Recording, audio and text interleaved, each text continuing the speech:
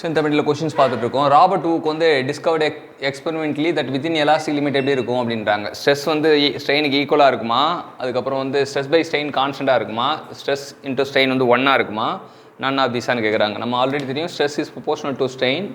So அப்போ stress by strain equal to constant அப்படின்றது தான் வந்து நமக்கு answer. So option B is the right answer. Ratio of volumetric stress to the top correspond to volumetric strain.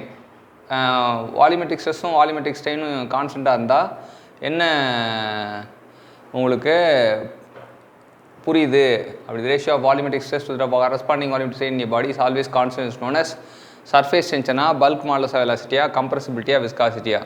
So என்னென்னா bulk modulus of வெலாசிட்டினா என்ன அப்படின்னு பார்த்தீங்கன்னா K equal to change in pressure by volumetric strain. So இந்த volumetric change in volume by volume வந்து கான்ஸ்டண்ட்டாக இருக்கும்னு சொல்கிறாங்க. அப்போ கான்ஸ்டன்ட் இருந்தால் அப்போ அது it represent the bulk modulus அப்படின்னு அர்த்தம். அப்படின்னா என்ன டிஃபைன் பண்ணுவாங்கன்னா bulk modulus velocity is the change in pressure per வந்து change in volume to the tough original வால்யூம்னு சொல்லுவாங்க. ஸோ இந்த கீழே கான்ஸ்டன்ட்டாக வச்சா இப்போ K ஈக்குவல் டிபின்னு வரும். அதுதான் வந்து அங்கே மீன் பண்ணுறான். The ratio between the change in volume original volume என்னன்னு கேட்குறாங்க. சேஞ்ச் இன் வால்யூமுக்கும் டிவி பை வி அப்படின்னா என்னென்னு கேட்குறாங்க. டிவி பை வினா என்ன அப்படின்னா it is a volumetric strain. Tensile stress கிடையாது, கம்ப்ரசிவ் ஸ்ட்ரெயின் கிடையாது, சியர் ஸ்ட்ரெயின் கிடையாது, அது வால்யூமெட்ரிக் ஸ்ட்ரெயின் அப்படின்னு தெரிஞ்சுக்கலாம். ஏன்னா change in volume by original வால்யூம்னா it is termed as volumetric strain. Resilience of material should be considered when it is subject to. Resilience எப்போ வந்து நம்ம கவனிக்க ஆரம்பிப்போம்னு கேட்குறாங்க. ரெசிலியன்ஸ் வந்து ஷாக் லோட்லையா, எலக்ட்ரோப்ளேட்டிங்கா, கெமிக்கல் கோட்டிங்கா, பாலிஷிங்கா. எப்போல்லாம் ஷாக் லோட் வருதோ அப்போ தான் ரெசிலியன்ஸை பற்றி பேசவே ஆரம்பிப்போம். ஸோ ரெசிலியன்ஸாக இருக்கட்டும், ஷாக்கில் இதுவாக டஃப்னஸாக இருக்கட்டும், ஸோ ரெண்டுமே வந்து இந்த ஷாக் லோட்னு ஒரு விஷயம் வரும்போது பேச ஆரம்பிச்சிருவோம் அப்படின்னு தெரிஞ்சுக்கலாம். அடுத்தது ஸ்ட்ரெயின் இன் ஒன் டைரக்ஷன்.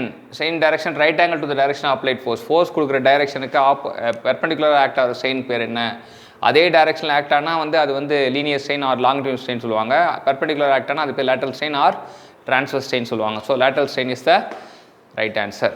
ஏன்னா பெர்பெண்டிகுலர் ஆக்டை இழுக்கிற திசைக்கு 90 டிகிரியில் ஆக்ட் ஆகிற ஸ்ட்ரெயினுக்கு பேர் இப்போ lateral strain. Stress and strain are tensor of zero ஆர்டரா, ஃபஸ்ட் ஆர்டரா, செகண்ட் ஆர்டரா, நன் ஆஃப் திஸ்ன்னு கேட்குறாங்க. ஸ்ட்ரெஸ் அண்ட் ஸ்ட்ரெயின் வந்து டென்சார் தான். டென்சர் ஆஃப் ஜீரோ ஆர்டரா, டென்சர் ஆஃப் ஃபஸ்ட் ஆர்டரா, டென்சர் ஆஃப் செகண்ட் ஆர்டர்னு கேட்குறாங்க. இது டென்சர் ஆஃப் செகண்ட் ஆர்டர். ஏன்னா வந்து ஸ்ட்ரெஸ்ஸுக்கு ஸ்ட்ரெயினுக்குலாம் வந்து மேக்னிட்யூட் தேவை, டைரக்ஷன்ஸ் தேவை, அப்புறம் மூணாவதாக பிளேனும் தேவை. ஸோ இந்த மூணு விஷயம் தேவைப்படுறதுனால அது செகண்ட் ஆர்டர் டென்சார் என்று அழைக்கப்படுகிறது. Failure in case of ductile material எப்படின்னு கேட்குறானுங்க. டக்டைல் மெட்டீரியலில் எந்த மாதிரி ஃபெயிலியூர் ஆகும்னு கேட்குறானுங்க. ஸ்டாட்டிக் டென்சைல் லோடிங் பண்ணுறாங்களாம். அவங்க பண்ணுற லோடிங் வந்து ஸ்டாட்டிக் டென்சைல் லோடிங் பண்ணுறாங்க. ஃபெயிலியூர் எப்படின்னு இருக்கும்? டென்சைல் லோடிங் பண்ணால் டென்சைல் ஃபெயிலியர் தானே வரும் அப்படின்னு நினைப்போம். இல்லை அது வந்து என்ன வந்து ஷியர் ஸ்ட்ரெஸ்னால வரும் அப்படின்றது தெரிஞ்சுக்கலாம். Due to the shear stress. ஏன்னா வந்து கப் அண்ட் கோன் மாதிரி அப்படி வந்து இதுவாகும் அப்படின்றதால ஷியர் ஸ்ட்ரெஸ் அப்படின்னு தெரிஞ்சுக்கலாம். இந்த value of Poisson ratio depends on Poisson ratio எதை சார்ந்திருக்கும்? பாய்சன் ரேஷியோன்றது it is a material property. So dimension சார்ந்திருக்காது. Nature of load, tensile, compressive, magnitude லோட்லாம் சார்ந்திருக்காது. It is a material of the test ஸ்பெசிமெனை பொறுத்து சார்ந்திருக்கும் அப்படின்னு தெரிஞ்சுக்கலாம். Sustain curve of brittle material வந்து அப்பர் ஈல்டு பாயிண்ட் மட்டும் இருக்கும், லோயர் ஈல்டு பாயிண்ட் இருக்குமா, இல்லை ரெண்டுமே இருக்குமா, இல்லை ஈல்டு பாயிண்ட் ஒன்று இருக்கவே இருக்காதா? ஆமாம், பிரிட்டில் மெட்டீரியலில் ஈல்டு பாயிண்ட் ஒன்று இருக்கவே இருக்காது.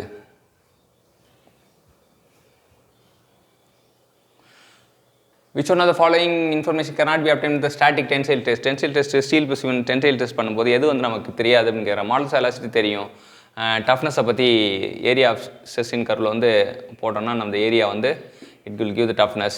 டக்டிலிட்டி பற்றி தெரியும், ஆனால் வெல்டபிலிட்டி பற்றி எதுவுமே தெரியாது. வெல்டபிலிட்டிக்கும் இதுக்கும் சம்மந்தம், டென்சைல் டெஸ்ட்டுக்கும் சம்மந்தம் இல்லை அப்படின்னு தெரிஞ்சுக்கலாம். Option D is the right answer. Work done per unit volume. Work done per unit volume என்ன அப்படின்னு பார்த்தீங்கன்னா சஸ்டைன் டயக்ராமோட ஏரியா தான் வந்து ஆஃப் இன்ட்டு ஸ்ட்ரெஸ் இன்ட்டு ஆஃப் இன்ட்டு ஸ்ட்ரெஸ் இன்ட்டு ஸ்ட்ரெயின். அதான் வந்து நமக்கு half into stress into strain, அதான் வந்து நமக்கு ஒர்க் டன்னு. ஸோ இதான் வந்து work done per unit volume சொல்லலாம், இல்லை strain energy stored per unit volume அப்படி கூட சொல்லலாம். So of into stress into strain, அதான் C is right answer.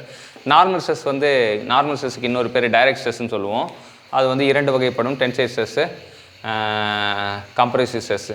So normal stress வந்து சிம்பிள் ஸ்ட்ரெஸ்ன்னு சொல்லலாம், டைரக்ட் ஸ்ட்ரெஸ் சொல்லலாம். அது வந்து டென்சைல் அண்ட் கம்ப்ரசிவ்னு சொல்லிட்டு இரண்டு வகையாக நார்மல் பிரிக்கப்படும் அப்படின்னு தெரிஞ்சுக்கலாம்.